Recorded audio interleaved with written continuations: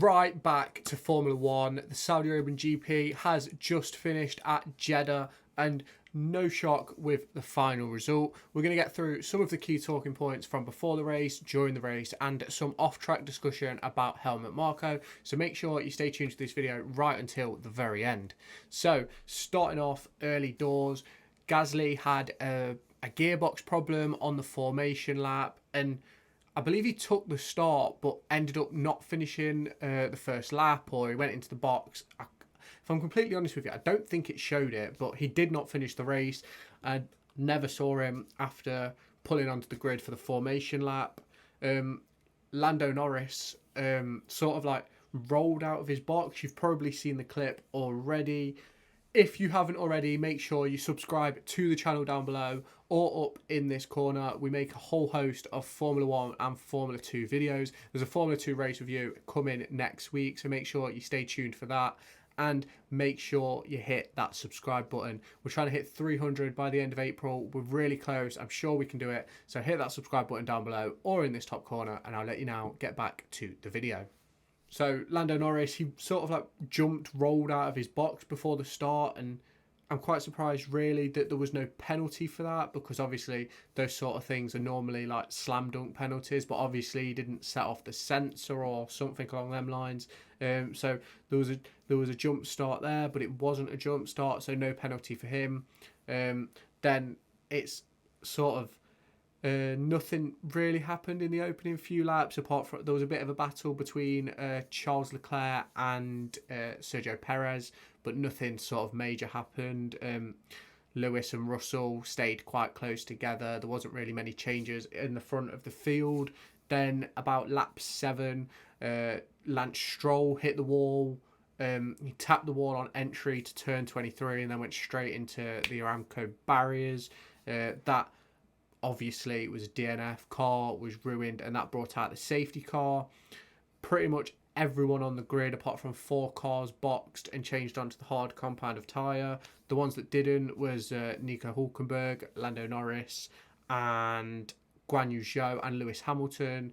None of them boxed, which in the long run I think impacted their race quite a lot, but I don't think the grid would have been majorly different if they did box, if that makes sense.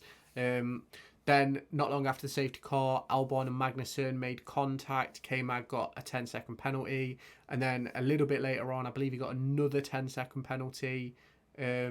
So 20 seconds full penalty in the end. Checo also got a 5-second penalty for an unsafe release during the safety car. I think it was during the safety car. That was for his release on, I believe it was Fernando Alonso.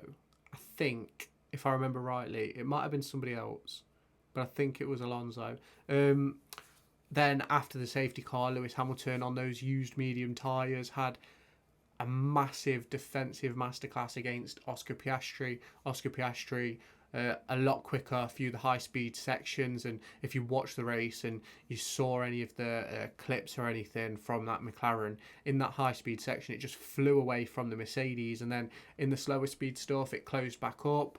But Piastri was unable to get round Lewis Hamilton, despite McLaren's best efforts to get Lewis Hamilton a penalty, complaining of moving in the braking zone. Nothing was investigated or even noted about that. Now for me, I thought it was just really good defensive drive from Lewis Hamilton. Oscar was unlucky, but he will be happy with his final finish position. We'll get into that in a minute.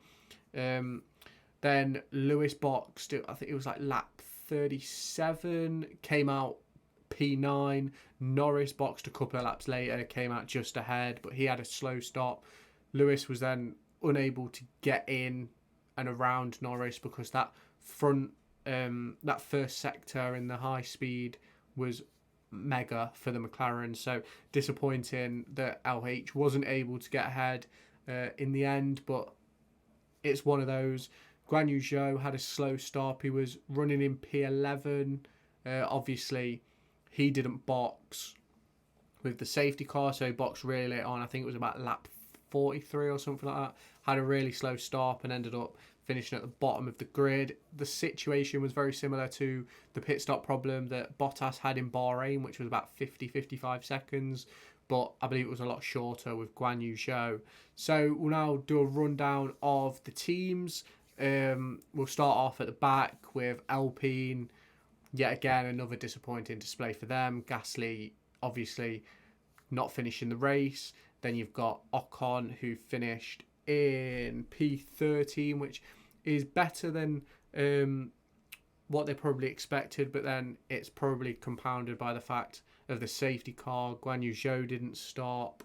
And then you've got both Yuki Tsunoda and Daniel Ricciardo behind. Bottas did a second stop. So it's sort of one of those where it's a bit of a false position, in my opinion. Next up, Lance Stroll, obviously, big smash. He'll be very disappointed. He was doing a fairly decent job in a way, and I think if it wasn't for his smash, Hamilton would have probably finished P9, P10. So I don't think the grid really changed much because of the smash, but Lance Stroll was in and around it, and it makes a big difference. He'll be happy with his teammates' performance, though. He finished in P5. Brilliant drive from Alonso, in my opinion. Just able to keep the gap between George Russell behind him just big enough so that Russell doesn't really get a full run at him.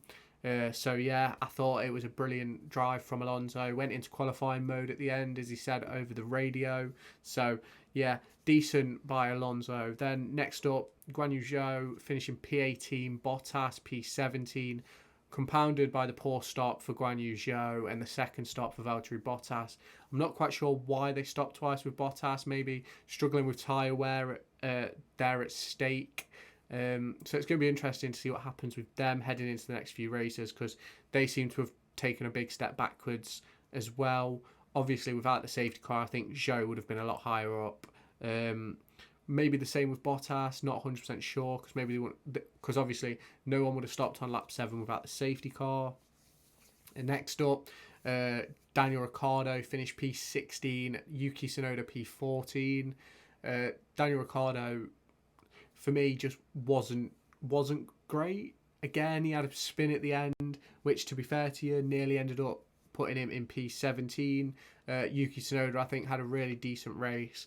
I believe he was overtaken at some point by Alex Albon, and the overtake was crazy, absolutely crazy. Late on the brakes, late into the zone, absolutely brilliant move by Alex Albon. Showed absolutely no fear.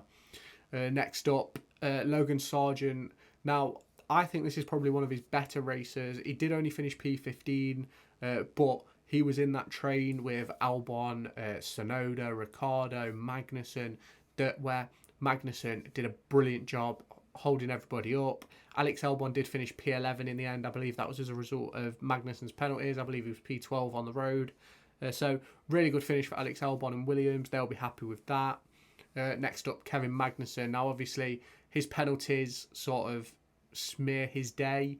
And I don't think the end result would have stayed the same without his penalties, because his penalties then led to him having a really defensive drive against those drivers around him to pull back a gap for Nico Hülkenberg for when he boxed, because Hülkenberg didn't box after the safety car, and he did an excellent job with that, in my opinion. He kept everybody behind them massively honest.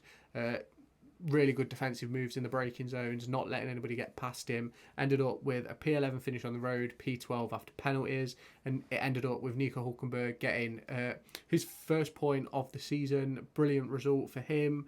And as I said a few videos ago, the only way top teams aren't going to score points is if there's DNFs, in my opinion, and that's what we saw today. Lance Stroll's DNF put Nico Hülkenberg in 10th. The gap between Hülkenberg and Hamilton was around 30 seconds. So it just shows you the golfing quality between the top 10 and those behind. Next up, Lewis Hamilton finishing in P9. Now, I'd put him in for a shout of driver of the day for the defensive masterclass on Oscar Piastri, but obviously was massively hindered by that early safety car and not being able to box because of how close he was to Russell. If he had have boxed, he'd have been way further down the order, and for me, they take that couple of points all day, and we just move on to the next race. The Mercedes isn't anywhere near where it should be. It's nowhere near good enough, and it doesn't surprise me now, having seen the car on track and the performance, that Lewis Hamilton has taken that step to Ferrari. Because you look at Charles Leclerc on the podium, we'll get into Ferrari in a minute, and it obviously sort of Lewis could be up there, and he's awaiting, I think it's his 200th podium the next time he gets on there, so disappointing for him today. But George Russell, his teammate, finished in P6, and there was points during the race where Lewis Hamilton was outpacing Russell on very heavily used softs, whereas Russell was on hards. Norris finished in P8. Piastri had an excellent drive in P4. Despite the fact he couldn't get past Lewis Hamilton, he ended up with a really good result and finished about 5 seconds ahead of Fernando Alonso. So I think he had an excellent race. A massive shout out for Ollie Bearman, jumping in as a rookie, FP3 qualifying and the race. He finished in P7 after boxing under safety car. His teammate did put it on the podium, but Bearman can be massively proud of his performance, and I think it was an excellent drive for the Ferrari driver. He's going to have a big shock to his system when he goes back to the Formula 2 car at the next race, but he'll be very proud of his achievements today, and he did end up getting driver of the day by the fans, and that is massive in my opinion. Now, we all know the final two, Perez in P2, Max in P1, 13-second gap, I believe. Yeah, 13-second gap. Max in a world of his own in that Red Bull. Perez also in a world of his own. Can't get anywhere near Max, but also not really under pressure from those behind. So it's going to be interesting to see what happens in the future with that. Is anybody going to be able to get close? The closest one is the Ferraris, so hopefully they can upgrade and get into the fight, but we're not 100% sure when that's going to happen. Obviously, the headlines will be taken by Helmut Marko and the comments he made yesterday, but it has today been confirmed by Helmut Marko himself that he's had a meeting with the Austrian side of Red Bull, and Helmut Marko will not be going anywhere. That puts an end to speculation of Helmut Marko joining Mercedes or Max Verstappen joining Mercedes, so that's a big thing to talk about. But I don't think this situation is quite over yet. I think there's a lot more to come from Red Bull and this off-track situation, but we'll try and keep you all up to date with it on this channel. So if you have enjoyed this video, make sure you hit that like button down below, share it to all your friends, and subscribe to the channel, and I'll catch you in the next video. Make sure to go and find me on TikTok, pictured here, and Twitter, pictured here. These are the places where I'll keep you all up to date with all my upcoming videos and my thoughts and feelings around the Formula 1 and football weekend.